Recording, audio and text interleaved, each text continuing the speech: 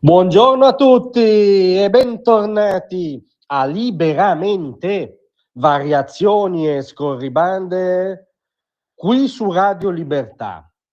Allora potrei stamattina rifilarvi l'ennesima pippata più o meno ironica sulle derive dadaiste a cui arrivano le esternazioni di Maurizione Landini, segretario della CGIL, nominalmente il più vasto sindacato italiano, però la verità è che ormai siamo oltre il comico, oltre il grottesco, siamo in uno stadio in cui è decisamente preoccupante che costui appunto rappresenti il principale sindacato italiano, la CGIL, dalla storia nobile, radicata nella notte della Repubblica e che rappresenta un pezzo importante d'Italia che magari non corrisponde alle idee di chi vi parla, ma che attualmente questo patrimonio storico simbolico sia in mano a Maurizio Landini, comincia a essere decisamente preoccupante.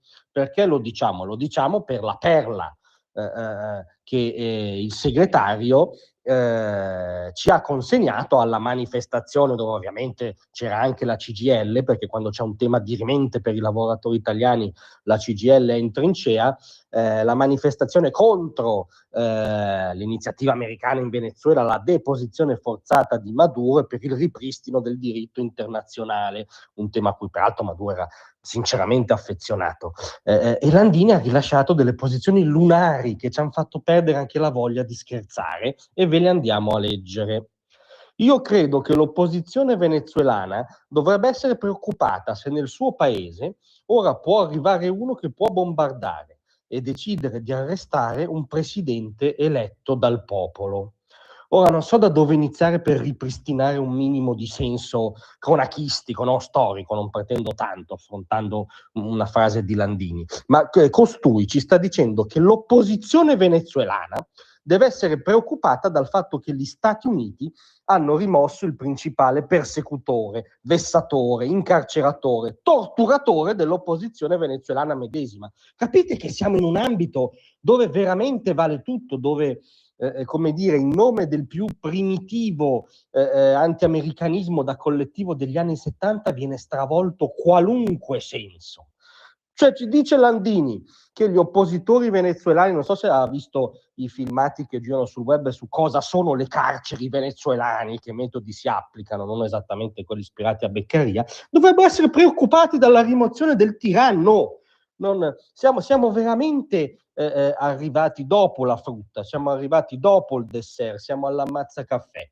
E poi c'è la perla, per cui Trump ha arrestato un presidente eletto dal popolo.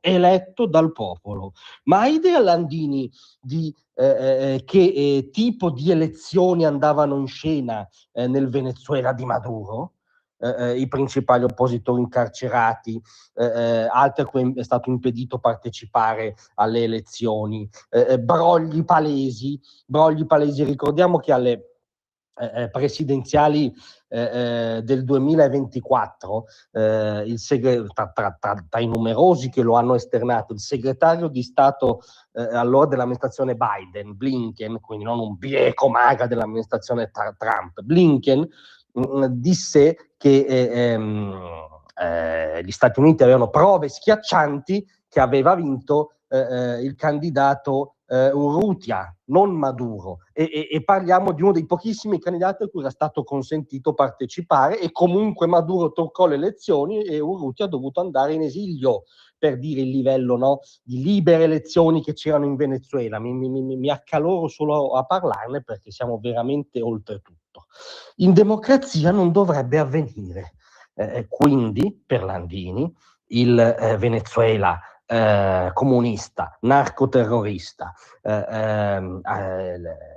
anello della rete del male in quello spicchio di mondo, che reprime i dissidenti, che incentiva il narcotraffico, che offre le basi logistiche sul continente americano a Hezbollah, principale alleato delle dittature nell'area, era una democrazia. Capite che così vale veramente tutto. E poi ha continuato dicendo: noi siamo qui per difendere un'idea di mondo che non è quella che stanno costruendo Trump, Putin o Netanyahu, come se questi tre stessero, come dire, avessero un piano univoco per costruire un mondo a misura loro. Perseguono interessi divergenti, se non a volte opposti. Ma poi la perla: dobbiamo rimettere al centro il diritto di autodeterminazione di ognuno.